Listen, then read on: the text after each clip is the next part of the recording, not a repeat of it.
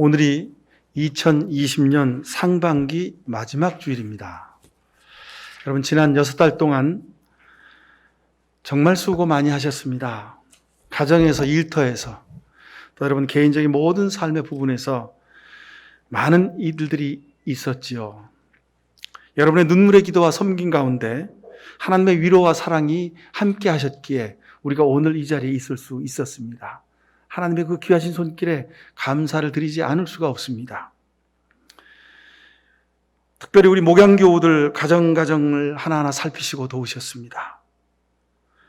절망과 좌절로 기도하던 가정을 위로하시고 기다림과 소망으로, 사랑으로 안아주셨습니다. 벼랑 끝인 것 같았던 생업의 현장 가운데서도 기적과 같은 일들을 경험케 하셨습니다. 교회도 목회적으로 참 어려웠고 쉽지가 않았습니다. 하지만 그 중에도 감사한 일들이 많았습니다. 이 시간 제가 설교 서두에 하나님이 하신 칭찬을 여러분들에게 알려드리고 함께 감사드리길 원합니다. 지난 4월 초에 어느 집사님이 제게 전화를 주셨어요. 목사님, 교회가 예배를 드리지 못하니 어쩌지요? 안 그래도 부족한 우리 교회 형편인데 코로나 때문에 목사님 얼마나 걱정이 많으세요? 적지만 제가 교회 계좌로 헌금을 좀 보내드리려고 하는데 계좌번호 좀 알려주세요. 그러시는 거예요. 요즘 경제 현실 속에서 본인이 일하시는 회사도 직장도 형편이 넉넉하지 않음을 제가 잘 알고 있는데 기도 중에 그 집사님이 교회를 먼저 생각하는 마음으로 제게 전화를 그렇게 하신 겁니다. 제가 전화를 끊고 가만히 기도를 하는데 주님을 먼저 생각하는 그 마음이 얼마나 귀한지, 예수님을 사랑하는 마음이 아니고는 그렇게 할 수가 없는 거죠. 세상적인 계산기로는 할 수가 없는 일입니다. 얼마나 가슴이 뿌듯하고 얼마나 감사했던지 그 기억이 아직도 마음속에 깊이 자리 잡고 있습니다. 또 우리 목양 청년 중에 대학을 졸업하고 디자인을 공부를 더 하기 위해서 유학 중인 우리 여자 청년이 있습니다. 근데 우리 여자 청년이 기회가 돼가지고 세계적인 기업의 홈페이지에 그 디자인을 공모를 했습니다. 내가 디자인 한 게 공모한 게 되겠어? 하는 마음으로 그냥 공모를 경험 삼아 한 거죠. 근데 웬일입니까? 그 세계적인 기업의 홈페이지 디자인 공모전에서 덜컥 채택이 된 거예요. 실력을 인정받았으니 얼마나 감사한 일입니까? 근데 더 감사한 것은 그 어머니와 그 딸이 같은 마음으로 교회에 하나님이 은혜를 주셨으니 첫 열매를 드려야 한다고 서로 마음이 하나가 되어가지고 교회에 첫 열매를 작정하고 헌금을 드리는 일입니다. 여러분 생각해 보세요. 사회에서 내가 노력해서 벌은 수입의 첫 열매입니다. 얼마나 소중한 겁니까? 자기가 다 쓰고 싶지 않겠습니까? 그렇죠? 누가 헌금하라고 해서 헌금을 할 수 있습니까? 억지로 불가능한 일이지요. 사랑의 마음이 있어야 가능한 겁니다. 하나님이 그 딸의 마음을, 그 어머니의 마음을 보시고 얼마나 흐뭇해 하셨을까? 생각만 해도 제가 더 신나더라고요.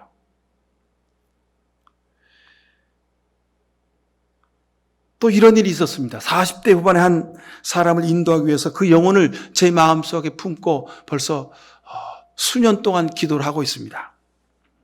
근데 그 기도가 조금씩 열맺는 것 같아서 너무도 감사한 일입니다.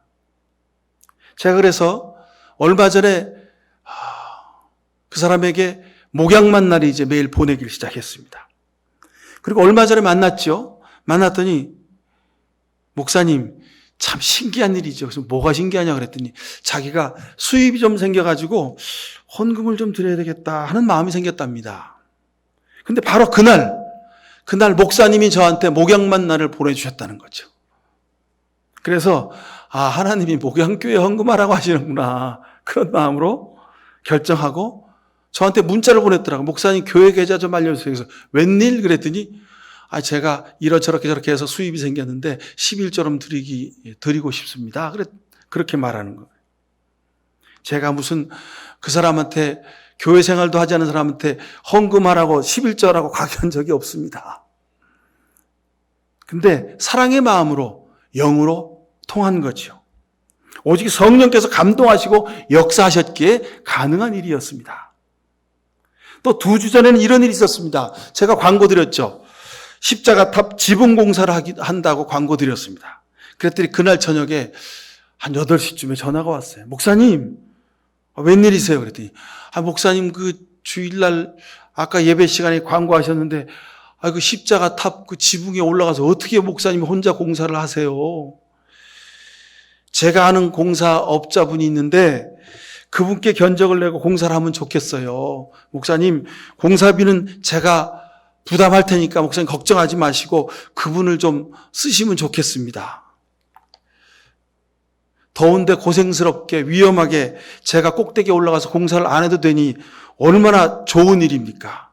그래서 너무도 반가운 소리를 해서 제가 그렇게 하자고 선뜻 동의를 했습니다. 근데 전화를 끊고 났더니 그리고 한 30여 분 동안 중간중간에 기도를 하는데 마음이 제가 불편한 거예요. 처음에는 참 잘된 일이다. 하나님이 그 자매를 통해서 역사하셨구나. 그런데 시간이 지나면 지날수록 제 마음이 불편한 거예요. 이거 하나님 뜻이 아니신가 보다. 그런 생각이 들었어요. 교회와 저를 생각하는 마음이 그 말씀이 그 전화가 얼마나 고맙고 감사한 일입니까? 그런데 그 자매가 부담이 될 것 같은 거예요. 부담이. 우리 교회에서 교회 생활을 한 지도 얼마 되지도 않는데 부담을 지으면 안 될 것 같더라고요. 우리가 공사를 해보고 나니까 공사비가 재료비만 60만 원 들었습니다. 근데 제가 가만히 생각해 보니까 인부 서너 명이 와서 한 2, 3일 일하면요. 인건비만 해도 150만 원, 200만 원입니다. 그리고 그 공사가 고공공사라고 해서 인건비도 더 비쌀 거예요. 그리고 재료비 하면 300만 원 이상이 드는 공사비가 될 것 같더라고요. 그러니 그렇게 부담을 시키기가 너무 제 마음이 부담이 되더라고요. 그래서 고 목사랑 상의를 하고 다시 전화를 하자고. 그래서 다시 전화를 했어요. 자매님, 그 마음을 제가 받겠으니까 다음에 혹시 그 마음을 간직하셨다가 다음에 우리 교회에서 특별한 경우가 생길 때 제가 전화를 드릴게요. 그러니까 그때 섬기시면 좋겠습니다. 이번 일은 부담이 너무 되실 것 같아서 제가 그냥 마음만 받기로 했습니다. 그래도 되겠죠? 그랬더니 목사님이 편하실 대로 하시라고. 교회를 사랑하는 그 마음, 저도 감동이었지만 하나님은 얼마나 감동이셨을까 그런 생각을 합니다. 우리 교우들은, 여러분들은 하나님을 감동시키는 사람들이었습니다. 또 이런 일이 있었습니다. 작년 11월 24일에 등록하신 우리 세교 부부가 계십니다. 근데 이분들이 지난 봄에 개업을 했어요. 코로나 광풍이 막 시작되는 때 개업을 하신 거예요. 제가 축복하고 기도했습니다만 속으로는 조마조마했어요. 그리고 우리 교인들한테 함께 기도하자고 기도 부탁을 드렸어요. 왜냐하면 요새 잘 되던 사업도 가게도 어렵고 문 닫는 곳이 많잖아요. 그런데 그 코로나의 광풍 중에 개업을 하신 거예요. 우리 교우들이 함께 주님의 전능하신 손길로 지켜주시길 기도했습니다. 근데 놀랍게도 코로나의 그 혹독한 광풍의 가운데를 뚫고 지나갔는데 안정적으로 뿌리를 내리고 있습니다. 본인들은 얼마나 많이 기도했겠습니까? 근데 감사하기는 우리 교우들의 기도에 하나님이 응답해 주신 것 같아서 너무도 감사를 드립니다. 여러분, 이게 기적이 아니고 뭡니까? 우리 교우들은 기적을 체험하는 교우들입니다.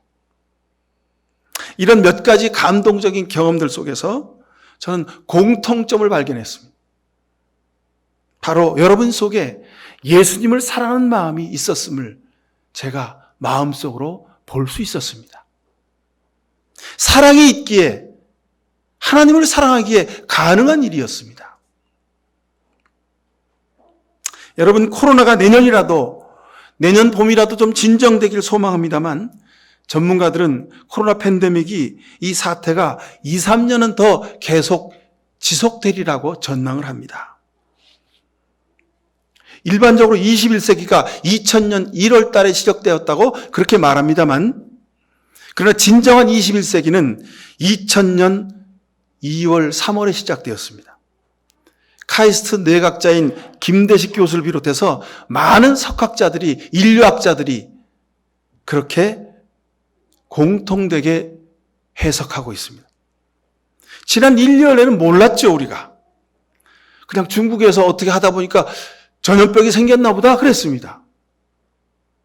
그리고 2020년 상반기를 그냥 부지불식간에 살아왔습니다. 근데 지내놓고 보니까 코로나 팬데믹이 온 이후에 21세기가 시작된 것을 우리가 알게 된 것이죠. 작년까지 모든 사람들이 그렇게 입버릇처럼 말했습니다. 세계화, 무슨 글로벌 도시화를 외치고 살았습니다. 그런데 코로나 이후에 지역화, 로컬이 더 중요한 것을 우리가 깨달아 알게 되었습니다. 무슨 물건을 만드는데 중국에서 또는 베트남에서 어디 다른 나라에서 물건을 싸게 만들어가지고 그걸 탁 가져와서 여기서 조립해가지고 그렇게 수출하고 팔면, 그렇게 만들면 다 되는 줄 알았습니다. 근데 그게 안 되게 되었습니다.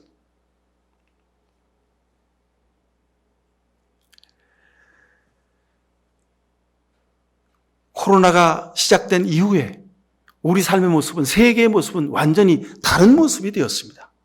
하나님이 그렇게 살면 안 된다고 우리에게 코로나를 통해서 보여주신 것입니다. 여러분 그랬잖아요. 무슨 세계 기후 환경 협약, 무슨 탄소 저감, 무슨 그런 국제적 회의를 하는데 각국의 정상들이 제트기를 타고 가서 거기 가서 회의를 합니다. 여러분 제트기 타고 안 가는 게 환경을 지키는 일이죠. 그죠? 무슨 환경을 지키는 무슨 대회 하자고 사람들이 제트기 타고 자기 자가용 비행기 타고 모여서 회의를 하는 게 현실이었습니다. 근데 비행기가 안 다니고 보니까 세계의 하늘이 얼마나 깨끗해진 것을 우리가 볼 수 있었지요. 지난 17세기, 18세기부터 지난 2020년 2월까지는 서양이 앞서가고 가르치고 우리 동양은 뒤따라가고 배우는 그런 시스템이었습니다. 2차 대전 이후에 미국은 영웅이 되었습니다. 세계 경찰이었죠. 우리가 잘 아는 말로 팍스 아메리카나였습니다. 그런 시대가 20세기였습니다. 그런데 코로나로 인해서 21세기가 밀물처럼 우리에게 밀려 들어왔고 미국을 비롯한 이른바 선진국가들 그리고 그 선진국가의 지도자들이 우왕좌왕하고 문화적 무능함을 보이고 있는 것을 우리가 지금 두 눈으로 똑똑히 보고 있습니다. 좌충우돌하고 있죠. 마스크만 써도 80% 코로나를 이길 수 있는데 무슨 자랑이나 하듯이 나는 마스크 안 쓴다고 자랑하는 그런 지도자들이 있습니다. 서구 중심의 세계 질서가 여지없이 무너지고 있는 과정 가운데 우리가 살아가고 있는 거죠. 그래서 21세기가 비로소 지금 시작되었다고 말하는 겁니다. 이런 혼돈의 시대를 여러분 우리가 어떻게 살아야 합니까?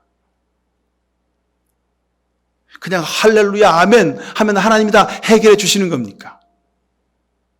아니라는 거죠.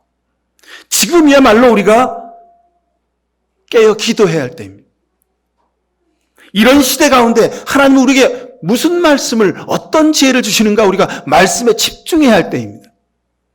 오늘 본문 19절 이하에 성경에 기록하기를 내가 지혜로운 자들의 지혜를 멸하고 총명한 자들의 총명을 패할 것이다 하였습니다. 지혜 있는 사람이 어디 있습니까? 학자가 어디 있습니까? 이 세상의 변론가가 어디 있습니까? 하나님께서는 이 세상의 지혜를 어리석게 하신 것이 아닙니까? 하고 말씀하고 계십니다.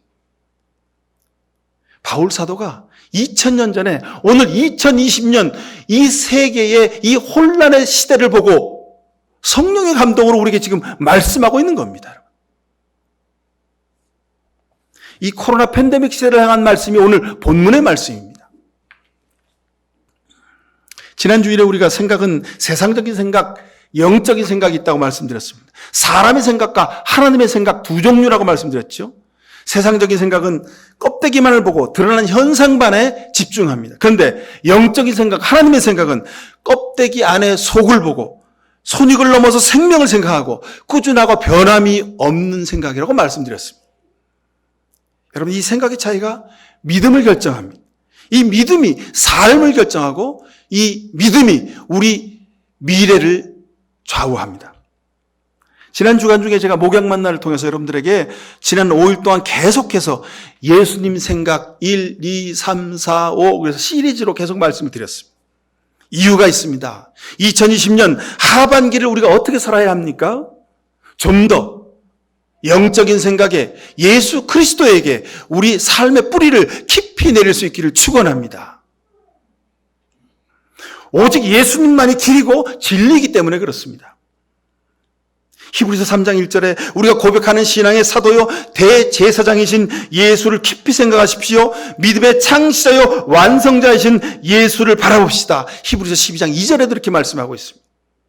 오늘 본문 18절에도 십자가의 말씀이 멸망받는 자들인 어리석인 것이지만 구원을 받는 사람들인 우리에게는 하나님의 능력이 된다고 말씀합니다. 24절 25절에도요. 그리스도는 하나님의 능력이요 하나님의 지혜입니다. 하나님의 어리석임이 사람의 지혜보다 낫고 하나님의 약함이 사람의 강함보다도 더 강하다고 말씀하고 있습니다. 우리가 예수님을 깊이 생각해야 하는 이유가 여기 있습니다.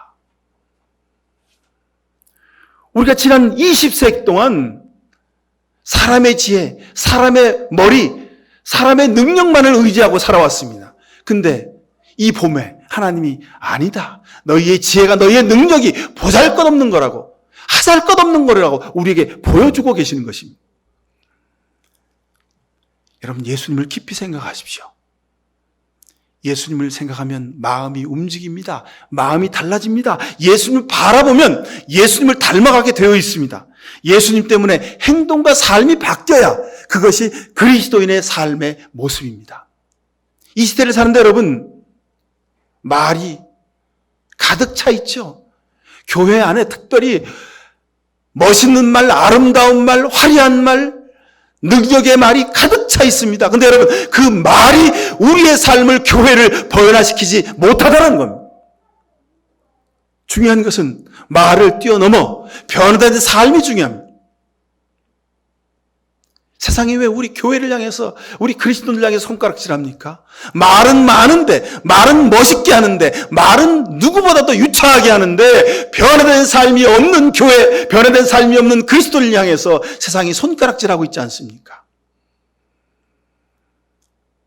여러분, 십자가의 말씀, 오늘 본문 18절에 십자가의 말씀이 멸망받는 자들에게 미련한 것이지만 구원을 얻은 우리에게는 하나님의 능력이라고 그랬습니다. 십자가의 말씀, 이게 뭡니까?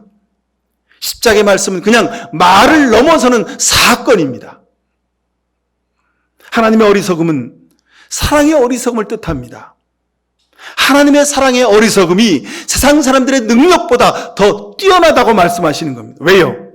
하나님의 말씀은 그냥 말이 아니라 사건이고 삶이고 생명을 던지는 사랑이었기 때문에 그렇습니다. 여러분, 우리도 같아야 합니다. 우리가 하는 말이 그냥 말에 머물지 말고 우리 가정에서 내 일터에서 우리 인생을 통해서 그 말이 사랑으로 사건이 되어야 합니다. 하나님의 어리석음은 사랑의 어리석음이라고 그랬죠. 세상 사람들은 말합니다. 아유, 십자가를 지는 것으로 되겠어? 그렇게 말했습니다. 예수님이 십자가 지는 것을 보면서 야, 내가 하나님의 아들이거든. 너 먼저 좀 내려와 봐. 그렇게 얘기했습니다. 그런데 하나님은 그 어리석음의 사랑으로 세상을 구원하셨습니다. 이것이 하나님의 지혜요. 이것이 하나님의 능력입니다. 여러분, 세상의 능력자가, 지혜자가, 세상의 모든 것을 안다고 말하는 석학들이 무엇을 말합니까?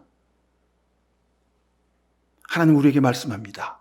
21세기를 헤쳐나가는 가장 위대한 능력은, 지혜는 오직 사랑의 말이라고 말씀하고 있습니다. 사랑의 삶이라고 말씀하고 있습니다. 부활하신 주님이 제자들 찾아와서 베드로에게 말씀하셨습니다. 예수님이 얼마나 하고 싶은 말씀이 많으셨겠습니까? 근데 예수님이 말씀하셨습니다. 베드로야, 내가 날 사랑하느냐? 그 말씀하시고 또 딴 말씀도 하셔야 되는데 두 번째도 내가 나를 사랑하느냐? 두 번 하셨으면 세 번째는 좀 다른 말씀 하실 뻔도 했습니다. 근데 예수님 세 번째에도 내가 정말 나를 사랑하느냐? 부르셨습니다. 처음도 마지막도 우리 복음의 핵심은, 예수님의 삶의 가장 중요한 핵심은 바로 여기 있습니다. 내가 나를 사랑하느냐? 여러분, 정말 우리가 예수님을 사랑하고 삽니까? 우리의 삶에 예수님의 사랑이 보입니까? 나를 통해 주님의 사랑이 보여집니까? 여러분, 여기에 우리 신앙의 궁극적인 목적이 있습니다. 교회에 존재하는 이유, 우리가 이 세상에 살아가는 삶의 모든 이유가 여기 있습니다. 나를 통해, 우리 교회를 통해 하나님의 사랑이 보여져야 하는 것입니다. 자, 믿음은 바라보는 것이라 그랬습니다. 생각하는 것이라 그랬습니다. 보고 생각해야 마음이 달라집니다. 무엇을 보고 생각합니까? 우리는 세상을 바라보고 세상을 생각할 때가 많이 있습니다. 사람을 바라보고 사람을 생각할 때가 많이 있습니다. 그런데 오늘 말씀은 우리에게 말씀하십니다. 오직 예수 그리스도를 생각하라는 겁니다. 이것이 사랑의 시작입니다. 사랑해야 믿습니다. 여러분, 사랑하지도 않는데 어떻게 믿습니까? 사랑해야 믿습니다. 사랑해야 무엇이든지 할 수 있습니다. 여러분, 우리가 말로 주의 복음을 증거합니다. 근데 여러분, 가장 효과적이고 능력 있는 증거는 여러분의 눈빛과 여러분의 손과 발로 삶으로 증거하는 복음이 가장 능력이 있습니다. 제가 말씀드렸죠. 가족은 절대 말로 전도할 수가 없습니다. 가족은 부모인 내 삶으로, 내 발자취로, 내 등으로 복음을 살아내야 우리 자식이 믿음의 길로 걸어갈 수 있는 것입니다. 이런 놀라운 역사가 여러분 가정 가운데 있기를 간절히 축원합니다. 우리 교회도 마찬가지입니다, 여러분. 교회가 아무리 복음을 말로 전한들, 여러분, 우리의 삶이, 우리 교회가 주님의 사랑의 열매를 보이지 않으면 세상이 손가락질하게 되어 있습니다. 여러분, 사랑이 믿음입니다. 사랑이 능력이고 사랑이 하나님입니다. 그래서 하나님은 사랑이시다 하신 말씀이 바로 이런 뜻입니다. 히브리서 11장 6절에 믿음이 없이는 하나님을 기쁘게 해드릴 수 없다 그랬습니다. 사랑이 없으면 하나님을 기쁘게 해드릴 수 없다는 말과 똑같습니다. 사랑이 없으면, 사랑해야 하나님을 기쁘시게 해드릴 수 있습니다. 여러분, 이게 코로나 시대 이후에 21세기를 살아가는 우리 인생의 경쟁적이고 우리 교회의 가장 중요한 지혜입니다. 믿음의 사람들은 삶의 소중한 순간마다 저들은 하나님을 향한 사랑을 지켜냈습니다. 바로 그 사람이 아브라함이요, 그 사람이 이삭이요, 그 사람이 야곱이었습니다. 그 사람이 요셉이었습니다. 그 사람이 노아요, 모세요, 이사라요, 예레미야였습니다. 그 사람이 바로 다윗과 솔로몬이었습니다. 그 사람이 바로 베드로와 바울이었습니다. 바로 그 사람이 바로 여러분들 될 수 있기를 간절히 축원합니다. 여러분, 사랑이 유일한 능력입니다. 사랑이 우리 삶의 가장 소중한 지혜입니다. 요한복음 8장 12절에 나는 세상의 빛이다 하셨습니다. 나를 따른 사람들은 어둠에 다지지 않고 생명의 빛을 얻을 것이다 하셨습니다. 여러분, 사랑하면 빛이 비춰지는 겁니다. 사랑하면 뜨거워지는 겁니다. 사랑하면 그래서 달라지는 겁니다. 사랑하면 변화되는 겁니다. 사랑하면 소홀해봐도 기분이 좋은 겁니다. 사랑하면 드리고 나서도 내 삶이 풍족해질 수 있는 것입니다. 사랑이 없으니까 우리가 팍팍하고 속상하고 의심하고 그리고 주저앉게 되는 겁니다. 사랑의 빛이 십자가의 빛입니다. 여러분, 믿음이 뭐냐고 누가 묻습니까? 여러분들에게. 그러면 사랑하며 사는 것이 믿음이라고 대답해 주십시오. 구원이 누가 뭐냐고 여러분에게 묻습니까? 그러면 사랑을 위해 생명을 거는 게 구원이라고 말씀해 주시길 축원합니다. 사람들은요, 세상에서는요, 말과 행동이 다를 때 많습니다. 이럴 땐 요 말하고 저럴 땐 저런 말합니다. 때에 따라서 상황에 맞는 말을 아주 그냥 잘 이야기합니다. 화려하게, 멋있게, 귀에 듣기 좋게 말합니다. 말과 행동이 언제나 바꿀 준비가 되어 있는 사람, 이런 사람들을 세상에서는 유능하다고 말하고 이런 사람들이 정치가가 되고 지도자가 되는 사람들이 많이 있습니다. 처세술에 능한 사람이죠.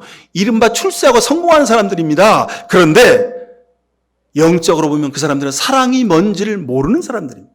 사랑이 뭔지를 모르니까 이럴 때 이 말하고 저럴 때 저 말하는 겁니다. 여러분, 사랑은 변하지 않는 것입니다. 사랑은 바꿀 수가 없는 겁니다.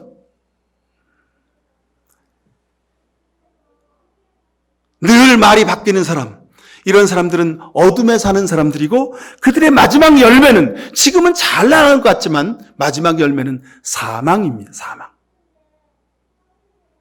24절 25절 보십시오. 그리스도는 하나님의 능력이요 하나님의 지혜입니다. 하나님의 어리석음이 사람의 지혜보다 더 지혜롭고 하나님의 약함이 사람의 강함보다 강하다고 하셨습니다. 예수님의 말씀은 그 말씀이고 삶이었고 그 삶이 곧 사랑이었습니다. 요한복음 1장 1절에 그래서 태초에 말씀이 계셨다. 이건 그냥 말씀이 계셨다는 뜻이 아닙니다. 바로 그 삶이고 그 사랑이었습니다. 그 삶과 그 사랑 때문에, 그 예수님의 그 사랑 때문에 우리가 살아올 수 있었던 겁니다. 예수님이 나는 너에게 새 계명을 준다. 서로 사랑해라. 내가 너희를 사랑한 것 같이 너희도 서로 사랑해라 하셨습니다. 여러분, 이것은 그냥 말씀이 아닙니다. 이것은 예수님의 삶 자체였고 예수님의 사랑 그 자체였습니다. 여러분, 21세기를 살아가는 영적인 지혜가 여기 있습니다. 이것밖에 없습니다. 여러분, 다른 것 있을 수가 없습니다. 오직 사랑하는 겁니다. 이것이 유일한 길이요 진리요 생명입니다. 우리가 살아가는 것은요, 그러기에 상대가 사랑할 만한 일을 하고 짓을 하고 가치가 있기 때문에 살아가는 것이 아닙니다. 상대가 사랑할 만한 행동을 해서 사랑한 것이 아닙니다. 왜요? 자격 없는 나를 공짜로 구원하시고 은혜를 주신 예수님의 사랑을 우리가 먼저 입었기 때문에, 받았기 때문에 그렇습니다. 그러니 우리도 거저 주어야 합니다. 우리도 거저 조건 없이 사랑해야 합니다. 상대가 어떤 행동과 태도와 자격과 삶의 모습을 가지고 있더라도 우리는 그냥 사랑하면 되는 겁니다. 그러면 그 뒤에 모든 것을 하나님이 책임져 주실 줄로 믿습니다. 이것이 21세기를 사는 영적인 지혜입니다. 예수님이 하신 사랑, 생명을 걸고 사랑을 이루신 겁니다. 여러분, 그러니 우리가 이 세상에서 사는 동안 오직 우리의 모든 것을 다할 수 있는 것은 주님의 사랑입니다. 우리도 예수님처럼 말하는 것과 살아가는 것이 일치되는 그런 축복을 누릴 수 있기를 간절히 축원을 드립니다. 기도하십시다.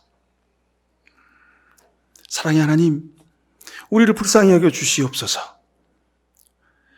좋은 말, 화려한 말, 앞뒤가 맞는 말, 남들이 즐겨 듣는 말을 우리가 열심히 하려고 노력했습니다.